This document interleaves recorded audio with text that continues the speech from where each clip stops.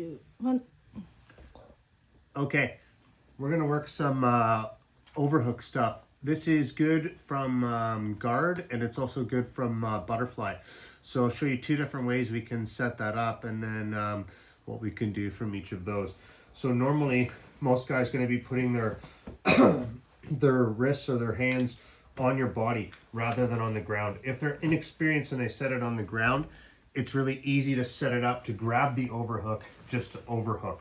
But most guys aren't going to give you that. They're going to put their weight, and so you're going to have to make that space on your own. So to do that, normally what I'll do is I'm going to push my knees forward and bump my hips kind of to force them to come forward. And when they do that, it makes it easy for me to scoop my arm underneath and wrap my arm around.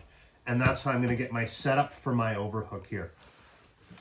If I'm in the butterfly guard, it's a little bit easier to get the overhook because I have a little bit better leverage because I have my whole legs as opposed to just using my hips. So I have my hips and my legs I can use to do that. And so same kind of thing. I just prop them up, boom, and then get the overhook. If I'm starting from the butterfly, so now I have the overhook and I'm in my butterfly, he might try to extend to escape. So you really want to make sure that you're over top of the elbow when you hook your overhook. So I'm over top of his elbow to make it hard for him to escape. Now, if it's slippery and it's no-gi, he might have an easy time to just pull out his arm right here. And a lot of experienced guys know that. So he might posture up right away and try to pull out his arm. But if you have a really good overhook over top of his elbow, as I said, and he pulls up and makes that space, what you should try to do is get your knee in here. Obviously, the arm is shorter on the jiu-jitsu dummy than on a regular person, but I still have my arm above his elbow. Put your knee in his chest like K-guard and make your create that space on your own. And what I'm going to do is I'm going to put my hand here across on his shoulder, right at like the base of his neck, and I'm going to push here. So I'm pulling here with my overhook, and I'm pushing here. So his only real option, he can't push forward here because I'm blocking him with my knee, and I'm blocking him with my hand, and he can't pull away because it's hyperextending his arm to pull away. So his only real option is to slip out, or sometimes what you'll find is the guy's going to push forward and try and make that kind of relieve some of that pressure, and then hopefully be able to make some space and slip out. When he pushes forward, if you still have a good grip and you have your knee in here, you can use that momentum when he comes forward to try and use that as a sweep. So what I'll do then, if I have my butterflies, I have my butterfly hooks in, and I'm coming up with my right leg, and I'm using this, and I'm just simply taking my hips to the side, and I'm putting my right leg up in the air to just push him over, boom. And from there, you can either take the sweep, or you can, if you still have a good overhook there, you can try and work an arm bar from there.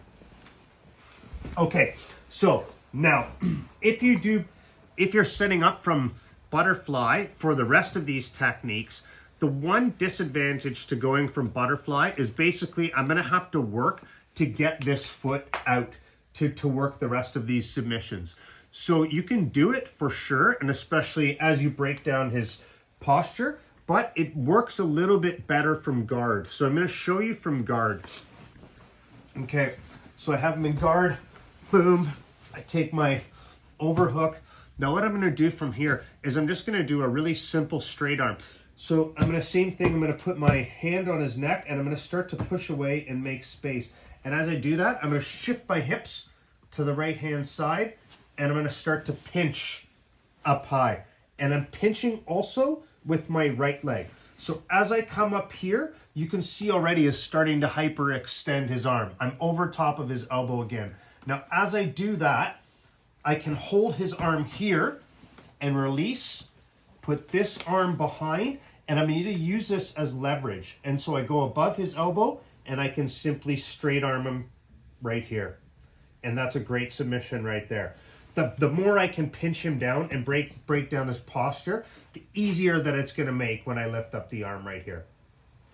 Alternatively, Okay, so if I have that overhook still, and I start to break down his posture here, so I'm using that knee and I'm pinching again, I'm gonna make space again, and I'm gonna use my left foot.